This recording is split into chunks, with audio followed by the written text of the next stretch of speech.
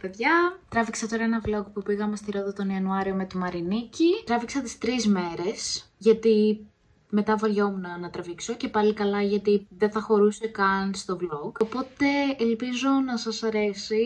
Εγώ γέλασα full όταν το έκανα edit. Αυτά.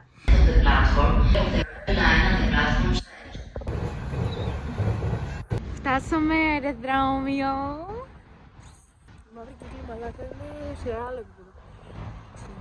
Έχουμε κλείσει για Ρόδο. Θα κάτσουμε 9 μέρες. Η Μαρινίκη δίνει εξεταστική. Εγώ πάω για διακοπές. Μπορεί να μην με καταλάβουν, κατάλαβες να το πω και στην αργό. Βέβαια. Εν τω μεταξύ είχα χεστεί απάνω μου από το άγχος, γιατί πρώτη φορά πήγαινα αεροδρόμιο και είχα άγχος ρε φίλε, γιατί πήγαμε με μετρό και έρχεται κάθε 45 λεπτά το μετρό για το αεροδρόμιο. Και εγώ ήμουνα close up στο χέρι σε περίπτωση. Ήμουνα έτσι. Εγώ έπαθα κρίση πανικού. Α, κάτσε να στο γυρίσω. Εγώ έπαθα κρίση πανικού. Λίγο πιο δυνατά. Εγώ έπαθα κρίση. Όλο το αεροδρόμιο. Έπαθα κρίση πανικού. Δεν θέλω να πάω στη Ρόδο. Θέλω να μείνω στην Αθήνα. Η Μαρινίκη το συχαίνεται το νησί. Είναι η αλήθεια. Καλά ρε μαλάκα, τι προσανατολισμό έχω, το γύρισα και έπεσε ντάν πάνω σου. Εγώ πρώτη φορά πάω. Επειδή πάω για διακοπές, εγώ το βλέπω λιτρωτικά. Η Μαρινίκη όχι.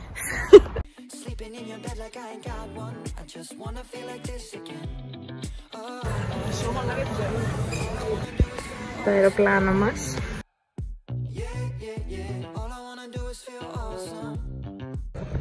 Έχουμε και καραμελίτσες. Και περιοδικό να δηλώσω.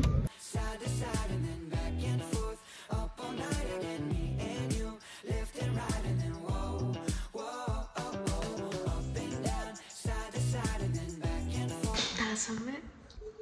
Το ξενοδοχείο είναι πολύ ωραίο. Η Ρόδος σχετικά διάφορη. Η μαύρη κύκλος είναι απίστευτη ρε. Και τώρα πάμε στο δωμάτιο. Έχει πολύ ωραίες πόρτες εδώ. Εδώ είμαστε. Τι μάσκες μαλλιά. Είναι λες και είναι τα Powerpuff Girls. Ναι. Η Νίκη αυτή τη στιγμή φτιάχνει ρούχα και τα λοιπά. Εγώ πρώτη μου έννοια ήταν να βάλω μουσική. Παίζει ρέγγε. Και Ένα μπουκαλάκι. έτσι. Η έννοια να αχνιστεί το δωμάτιο, να φύγει αρνητική ενέργεια. Θέλουμε να πάρουμε μία μπαλαντέζα. Και λέμε ρε φίλε, πόσο να είναι πάνω κάτω η απόσταση. Λέγω ρε μαλάκα, δεν θα είναι 3 μέτρα, να πάρουμε μία μπαλαντέζα 3 μέτρα. Η Μαρινίκη, μισό, είμαι 1,60. Πρέπει να κρατήσεις κάπου να μαρκάρεις για να... Συγγνώμη.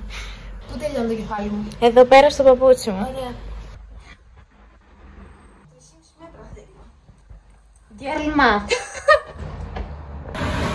Νιώθω ότι είμαι full τουρίστρια αυτή τη στιγμή.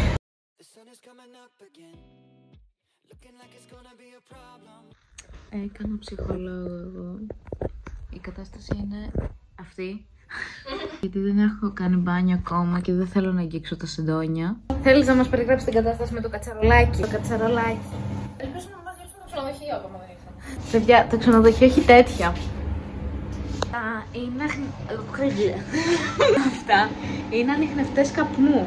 Προσέξτε, μπαίνω μέσα, δεν τους βλέπω ρε τους ανιχνευτές, λιβανίζω εγώ με το ανεβάζω εδώ πάνω. Βλαμμένη. Εδώ τέτοιος. Θα Μαρινίκη να κάνει μπάνιο και κλασικά girl talk. Θα πάω δίπλα στην μπανιέρα ενώ κάνει μπάνιο να μιλήσουμε. Κάνω τουλάχιστον I think. Έχουμε λίγο ψυχολογική υποστήριξη. Δεν έχω λεφτά για ψυχολόγο. Δεν μου φτάνουν τα λεφτά, δεν βγαίνω. Τόσο φωνάζει το λόγο στη μέση. Η κατάσταση είναι τραγική.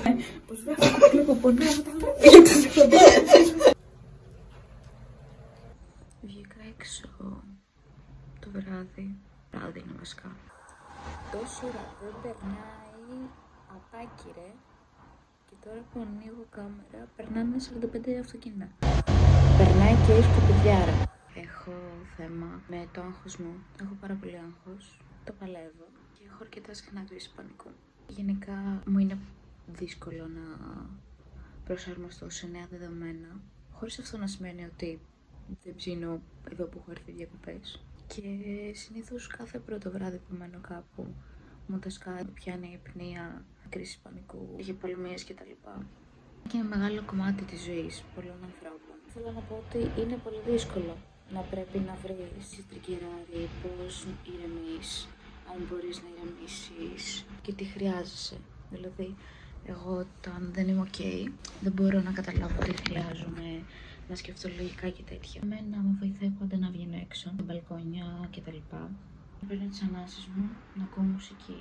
Με βοηθάει να μιλάω και με τους φίλους μου πολύ, αλλά κυρίως με βοηθάει να είμαι έξω.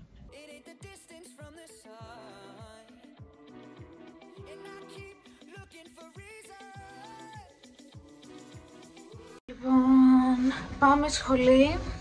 Να δώσει το πρώτο μάθημα η Μαρινίκη. Πώς αισθάνεσαι? Δεν αισθάνεται.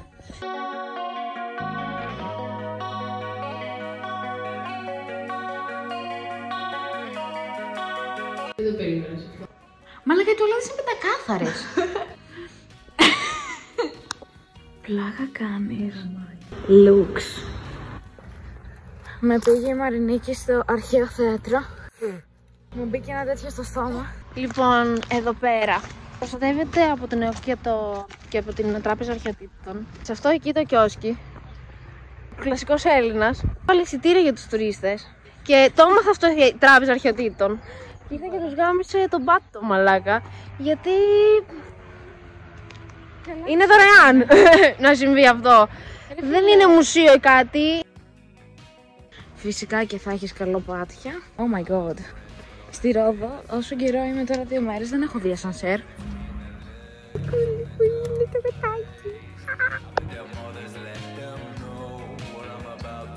Χωριστήκαμε με τη Μαρινίκη γιατί έχω κανονίσει να πάω για καφέ με την Παναγιώτα, μια φίλη μας που μένει μόνιμα Ρόδο. Η Μαρινίκη θέλει να γυρίσει ξενοδοχείο να διαβάσει γιατί δίνει αύριο μάθημα.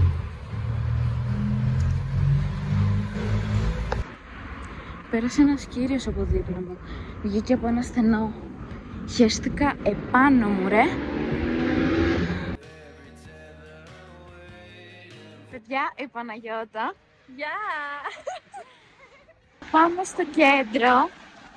Έχω ακούσει για ένα μαγαζί τη Μίγα ότι είναι ωραίο. Γιατί λέει ρε φίλε, όχι δεν είναι είναι απλά για το Μασαντιλιάνα η Μίγα, όχι. Ακριβώς, δηλαδή ωραίο. Αλλά και στα εξάρχεια με εγώ να θα ερχόσουν. Ρε φίλε, ναι, αλλά θα ξεχωρίζω. Μαλάκα θα σε κλέψουνε. Θα πούνε έχει λεφτά αυτή. Συνθετική γούνα είναι, δεν την πήρα 500 ευρώ από την Αράχοβα. Η πρώτη κουβέντα που μου είπε ήταν νιώθω λες και είμαι σε blind date. Ξέρεις τι, ναι, το μεταξύ έχουμε γνωριστεί, αλλά όταν γνωριστήκαμε από κοντά δεν ήμασταν φίλες, ήμασταν γλάσσοι και είναι ωραία. Μετά αρχίσαμε να κάνουμε βιντεοκλήσεις και γίναμε και εμείς φίλες. Οπότε είναι λίγο, ξέρεις, έχουμε γίνει φίλες, αλλά από απόσταση. Ναι. Αλλά ερχόταν ο άλλος και σου έτσι. Ο άλλος με το σκύλο και κοίταγες έτσι. Τι είναι αυτό? Είναι το πιστικάνο επαγγελμά του. Λαρισαίος το. Λαρισαίο. Αστέρης. Αστέρ λέγεται. Ναι, αλλά το joke ήταν, ξέρω εγώ τι λέει ένας Λαρισαίος. Αστέρης. Όχι. Παναγιώτα, πώς νιώθεις που ήρθαμε McDonald's? Έχω ξαναφάει σε McDonald's σπάνια γιατί τρώω υγιεινά, sorry.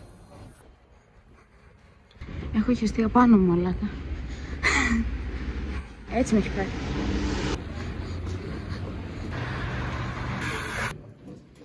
Γύρισα ξενοδοχείο, έκανα μπάνιο. Τώρα θα πάρω σίδηρο. Χθες που έχουμε έρθει δεν τρώω πολύ. Μου έχει κοπεί η όρεξη λόγω άγχους και τα λοιπά. Και έχει και υγρασία. Νιώθεις μια δύσπνοια γενικά.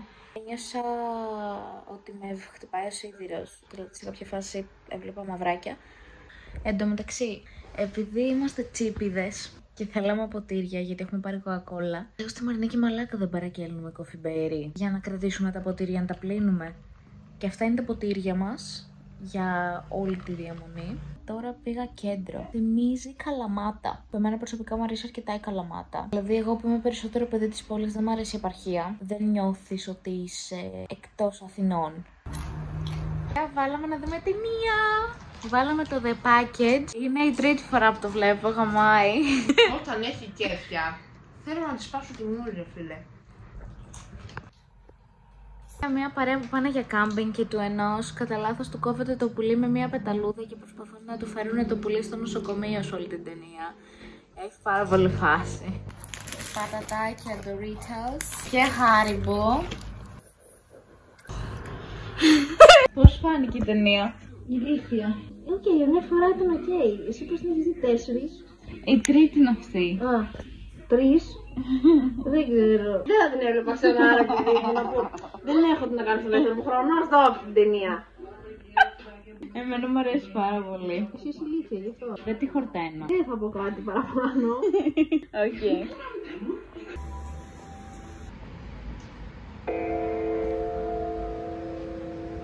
Λάκα hot take. Το να σπάς με μία φιλία πονάει περισσότερο από το να χωρίζεις. Ανάλογα. Τι σχέση έχεις. Να σου κάνω μια ερώτηση. Αν έχεις μια σχέση με έναν άνθρωπο 5 χρόνια με τον οποίο ζεις πράγματα και μοιράζεις συναισθήματα, δεν θα γαμηθείς? Δεν είναι και η φιλία. Ναι ρε φίλε, αλλά ο φίλος σου δεν σε πηδάει. Εντάξει ρε μπρο, το καταλαβαίνω αυτό που Και λες. πρόσφατα το λέω πηδάει, δεν εννοώ απλά ένα πείγμα. Όλα αυτά άρχισαν γιατί άκουγα την αθέατη πλευρά του Λανδατάφη εντωμεταξύ.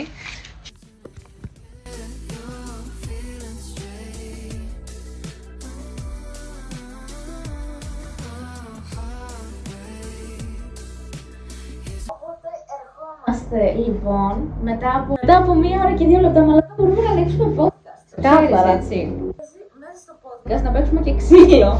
Είναι πολύ πιθανό για μένα. Ξεκάθαρα. Φτάνουμε στο συμπέρασμα ότι όντως μπορεί κάποιες φορές η φιλία να πονέσει περισσότερο από μια σχέση που χωρίζεις. Απλά εξαρτάται την περίπτωση. Αυτό δεν είναι το συμπέρασμα? Από την πάρα την παραγράφω. Δείξε βάλει σε παρά. Αυτό είναι αγκύλωση συνδυασμός με Πάρκινσον.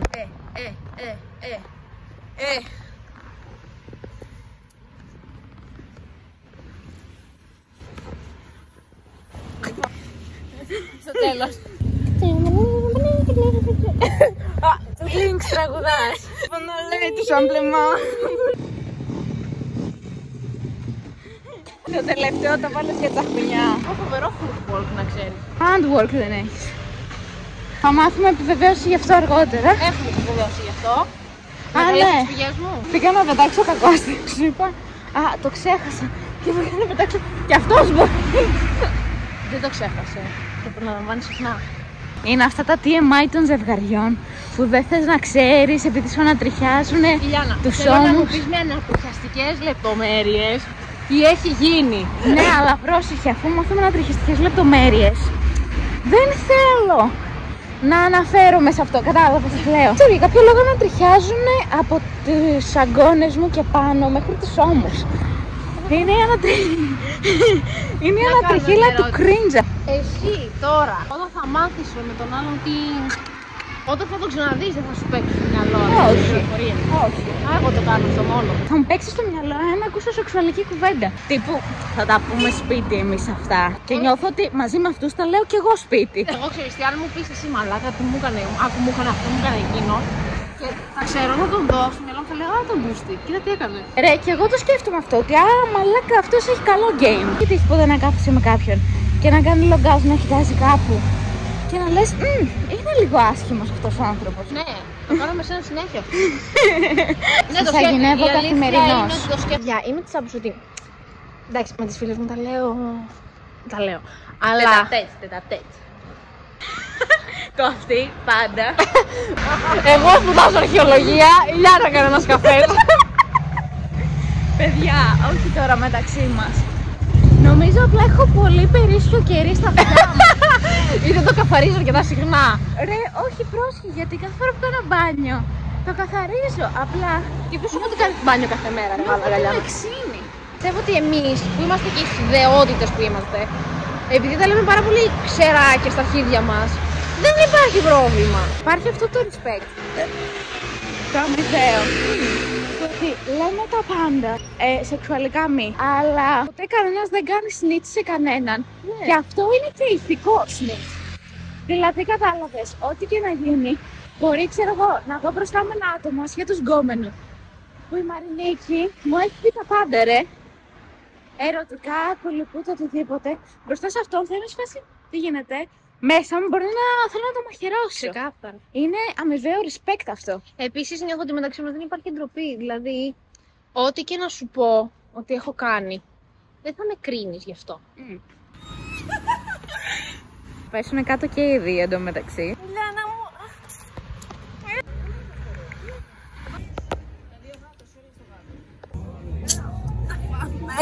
Έλα. Έχω φάει σήμερα Έχω φάει σήμερα λιγούρι με λαχανικά στη δουλειά και μετά πήγα γυμναστήριο. 8 ώρες δουλειά επίσης και μετά έφαγα μισό γιαούρτι με μαρμελάδα βερίκοκου.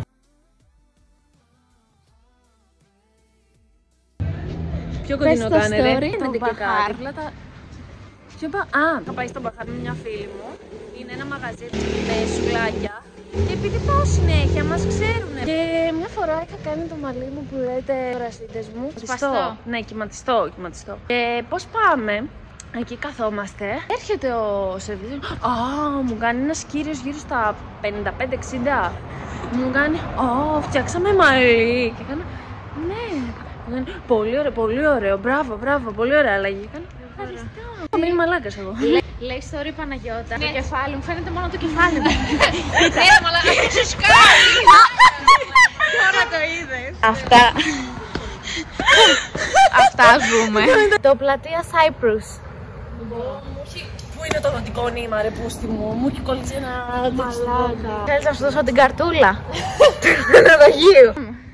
Έχει έναν χώρο στον οποίο έρχονται οι φαντάροι και οι στρατιωτικοί και αυτοί και τρώνε. Είναι εδώ όλο το χακί και εγώ υποθυμάσαι τη μέρα του δρόμου. Καθώ τις στολές κάνουν γενικά τους άντρες πιο ωραίους. Έχω πρόβλημα με την παραλλαγή και τον πυροσβέστη. Οι πυροσβέστες είναι. Θα βάλω το Στέφανο ρε την πυροσβέστη. Συγγνώμη, πρόσεχε, έχεις μοιοπία, αλλά δεν σε έχω δει να φοράς ποτέ γυαλιά και δεν φοράς φακούς. Δεν βλέπω απλά. Τι όμορφα που είναι αυτά ρε.